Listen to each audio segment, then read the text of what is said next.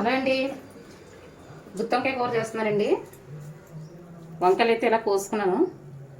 ఇలా విడివిడిగా కోసుకుంటే బాగా మగ్గుతాయి. అర కేజీ వంకాయలు అండి, 4 ఉల్లిపాయలు 4 పచ్చిమిరకాయలు వేసాను, కొన్ని వెల్లుల్లిపాయ రేకలు, ఇవన్నీ వేసి మిక్సీ పెడతానండి. ఇదిగోండి చిన్న అల్లం ముక్కలు కింద కట్ చేసుకుని వేసుకుంటున్నాను. ఇందులో ఉల్లిపాయలు కూడా కట్ చేసుకుని వేసుకున్నానండి. ఇది మిక్సీ పట్టుకుందాం. ఉల్లిపాయ అయితే నూరేసానండి. ఇందులోనే కొంచెం పసుపు, కారం, 3 స్పూన్లు అయితే కారం వేస్తానండి. ధనియాలు జీలకర్ర కలిపిన పొడి అండి ఇది. గరం మసాలా పొడి, ఇవన్నీ వేసుకుని ఇంకోసారి మిక్సీ పెట్టేసుకుందాం. ఇందులోనే కాస్త ఉప్పు కూడా వేస్తున్నానండి. ఇదిగోండి మొత్తం అన్నీ కలిపిన ముద్ద, మొత్తం అన్ని మసాలాలు అన్నీ కలిపేసిన ముద్ద అండి. ఆయిల్ పోసుకుందామండి. కొంచెం గుత్తొంకాయకి ఆయిల్ ఎక్కువ పడుతుంది. ఈ మసాలా ముద్దనే వంకాయల్లోకి ఇలా పెట్టుకోవాలండి.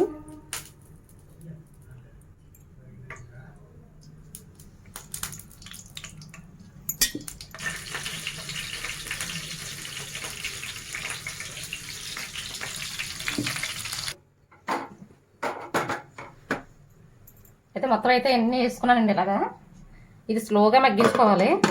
హైలో పెట్టామంటే మాడిపోద్దండి. స్లోగా మగ్గుతుందండి. స్లోగానే మగ్గించుకోవాలి. హైలో అయితే వంకాయ ఉడకదు,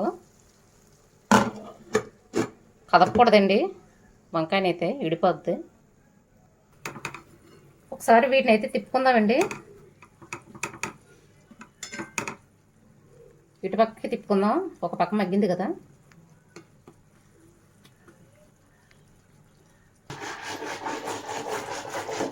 మజ్జిగ చారు చేస్తున్నానండి.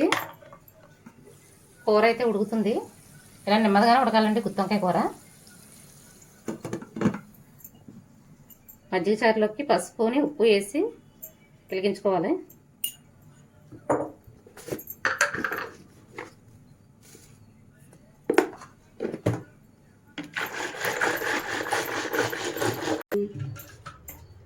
మజ్జిగ చారు పోపు అయితే రెడీ చేసుకుందామండి.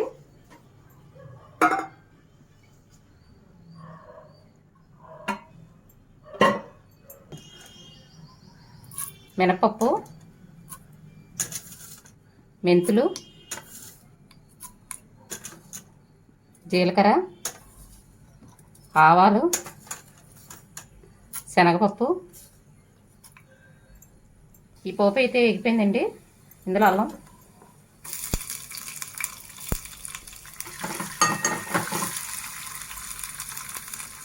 కరివేపాకు,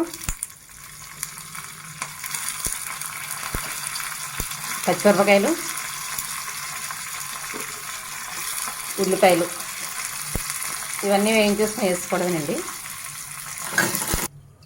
ఇందులోనే కొత్తిమీర కూడా వేసుకున్నానండి. పోపు అయితే ఎగిపోయింది.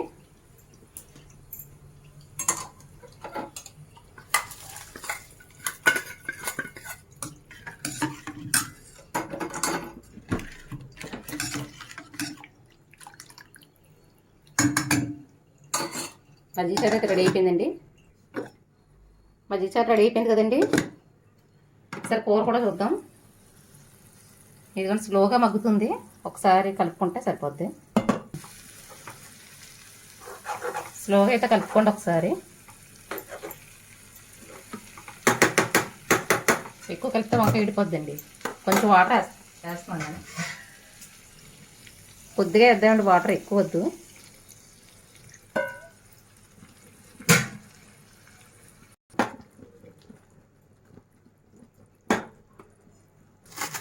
కూర అయితే దగ్గర పడిందండి. కొత్తిమీర కూడా ఇప్పుడే వేసుకుందాం. ఇంకాస్త ఆయిల్ పైకి వచ్చిన తర్వాత దించేసుకుంటే సరిపోద్ది. కూర రెడీ అయిపోయిందండి. ఇలాగ ఆయిల్ పైకి వచ్చేంత వరకు ఉడికించుకుంటే సరిపోద్ది. అంతేనండి, గుత్తొంకాయ కూర రెడీ.